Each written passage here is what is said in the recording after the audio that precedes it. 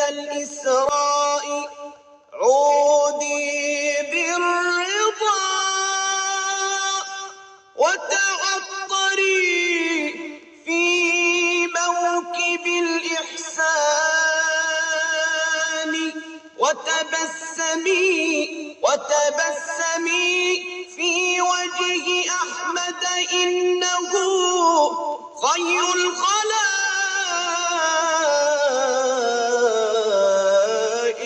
منحة المنان.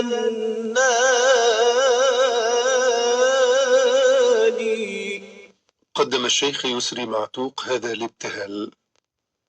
إذاعة القرآن الكريم من القاهرة. أهلا وسهلا ومرحبا، عدنا والعود أحمد، ولا يحلو الكلام إلا بذكر الحبيب محمد. اللهم صل وسلم وبارك على سيدنا محمد صلاة لا تعد ولا ترد ولا يعلم بفضائلها أحد. ازيكم يا بنات، عاملين ايه؟ تعرفوا ان في حد سأل النبي صلى الله عليه وسلم وقال له: أجعل صلاتي كلها دعاء لك يا رسول الله؟ قال صلى الله عليه وسلم: إذا تكفى همك ويغفر ذنبك. فسمعونا الصلاة والسلام على النبي صلى الله عليه وسلم. كل سنة وحضراتكم بألف صحة وألف خير بمناسبة الإسراء والمعراج. ربنا يا رب يتقبل منا الصيام ويبلغنا رمضان ويقبله منا. اللهم آمين يا رب. في الفيديو ده يا بنات هقول لكم على دعاء جميل للنبي صلى الله عليه وسلم يزيد الجمال، يزيد في الجمال. يعني لو حابة انك تبقي جميلة اكتر من انت جميلة هيزيد ان شاء الله، هيزيدك جمال. وكمان هقوله قالوا لمين؟ فسمعونا احلى صلاة وسلام على النبي صلى الله عليه وسلم. ويا بنات فضلا وليس امرا، ارفعوا الفيديو بالله عليكم باللايك. يعني الناس كتيرة تسمع وما فيش لايكات، يعني حتى عشان الصلاة على النبي. يعني ارفعوا الفيديو باللايك ده عشان ده بيفرق في المشاهدات، ويفرق في اقتراح اليوتيوب للفيديو، عشان الامور واقعة خالص اليومين دول. ولكن انا طبعا لو سمعتني بس مدام حورية انا هفضل برضه اقول بس، فهطلع واقول لها يعني اللهم صل وسلم وبارك عليك يا حبيبي يا رسول الله. صلاة لا تعد ولا ترد ولا يعلم بفضائلها أحد. كانت فيه نملة مجتهدة جدا بتشتغل كل يوم بجد واجتهاد. شافها مين؟ شافها الأسد، فقال لنفسه: النملة دي بتشتغل بجد واجتهاد من غير ما حد يشرف عليها، ده لو حطينا حد يشرف عليها بالتأكيد إنتاجها هيزيد لو عينت عليها مشرف. فقام الأسد بسلامته عين الصرصار مشرفا عاما على أدائها. وبعد أيام طالب الصرصار النملة بتنظيم اجتماعات وتقديم تقارير أسبوعية، وتم وضع نظام رقابة للحضور والانصراف، وعين العنكبوت مدير عام للمخازن. ومرت الأيام وابتهج الأسد لما شاف الكل بيشتغل وبتفاني والتقارير والورق، وإيه ما شاء الله الحياة حلوة. شعر بعد شوية إن العمل بحاجة للتطوير، فطلب من الصرصار إدراج تحليلات بيانية. فنقل الصرصار الطلب للعنكبوت، فوظف العنكبوت الذبابة، فعينت الذبابة 3 بعوضات لتلبية طلبات الأسد.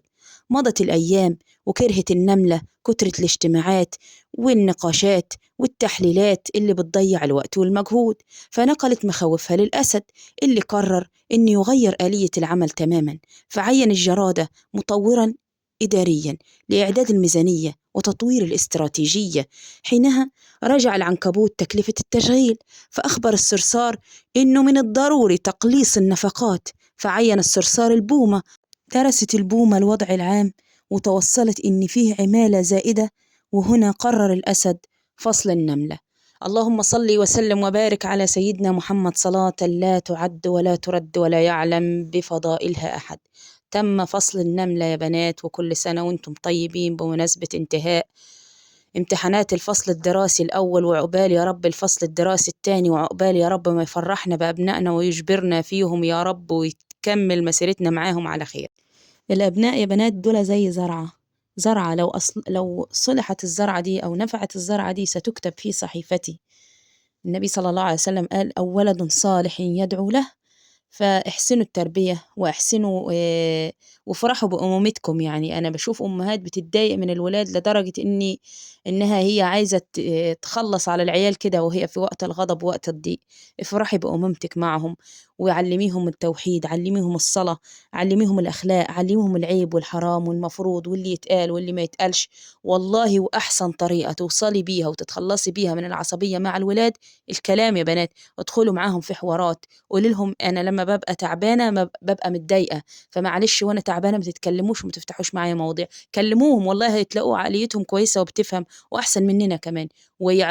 وبعد كده هم يختاروا الوقت المناسب اللي يكلموكي فيه عشان تخلصي من العصبية بينك وبين ابنك.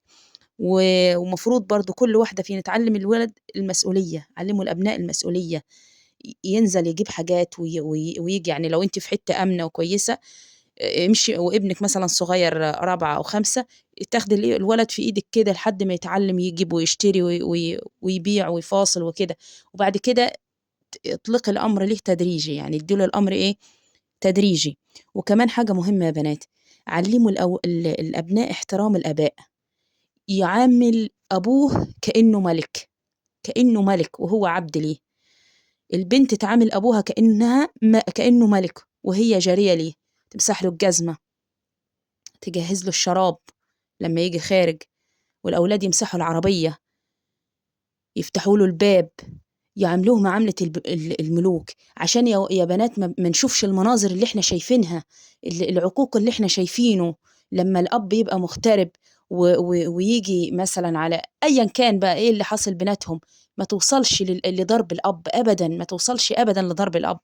أنا أعظم الأب اللي متغرب ده، وأعظم الأب اللي موجود معايا حتى لو هو عصبي معايا، حتى لو هو فيه إيه بيناتنا. طالما رضيت بمعيشتي معاه يبقى مش بيه وعليه، يعني رضيتي بعيشتك معاه خلاص بقى ارضي بكامل، كملي بقى ايه بقى جوانب حياتك. يعني ما تزميش في الأب أمام الأبناء، وعلميهم يحترموا أبوهم. ده هيبقى في صالحك انت بكرة، وبعده هيبقى في صالحك انت.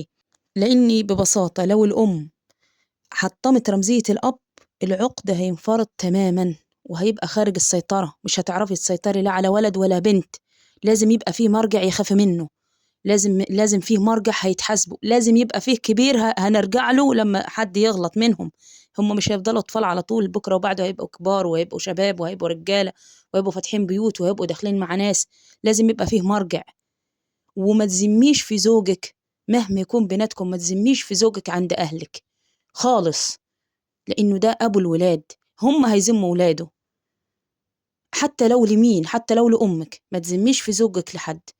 يعني دي يا بنات العقدة لو انفرط هتيجي على راسنا احنا، هتيجي على راس الستات، لأن الستات مش هتقدر تتحكم في الصبيان بكرة وبعده.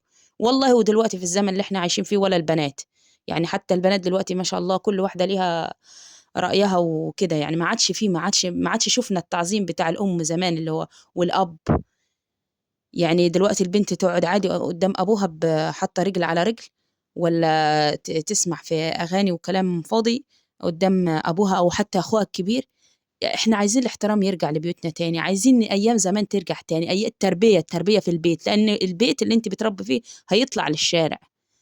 اللي أنت بتربي فيه هيطلع للشارع، والله هنحاسب على المعاملة، على معاملة ولادنا في الشارع واللي بيقولوا في الشارع إحنا هنحاسب عليه، لأن كلكم راع وكلكم مسؤول عن رعيته. فربنا يا رب يصلح لنا الذرية ويخلص لنا النية يا رب، ويكرمنا فيهم ولا يحزننا عليهم يا رب، ويوفقنا ووفقهم لما يحب ويرضاه. هقول لكم يا بنات على الدعاء اللي بيزيد الجمال. النبي صلى الله عليه وسلم كان أراد إن هو يشرب ماء، فجاءه أحد الصحابة اسمه عمر ابن أخطب، فجاله بكوب الماء، بس الكوب ده كانت وقع فيه زي شعراية كده، فشالها الصحابي، شالها ودى الكوب للنبي صلى الله عليه وسلم عشان يشرب. فالنبي صلى الله عليه وسلم قال: اللهم جمله وزد في جماله. قالوا بقى إن الصحابي ده بلغ 93 سنة وهو في قمة الجمال. فاللهم جملنا وزد في جمالنا يا رب، وارضنا بجمالنا وارضنا بشكلنا وارضنا بطبيعتنا. ارضي بطبيعتك اللي انت فيها. اللهم ارحم الأموات، اخلص النيات، اقضي الحاجات. اللهم انظر إلينا نظرة عطف ولطف لا نشقى بعدها أبدا، وابلغ حبيبك منا السلام، وسلام على المرسلين. لو وصلت معايا لحد هنا يا بنات، فضلا وليس أمرا، ارفعوا الفيديو باللايك، ولا نقول وداعا ولكن إلى لقاء. سلام يا حبيباتي.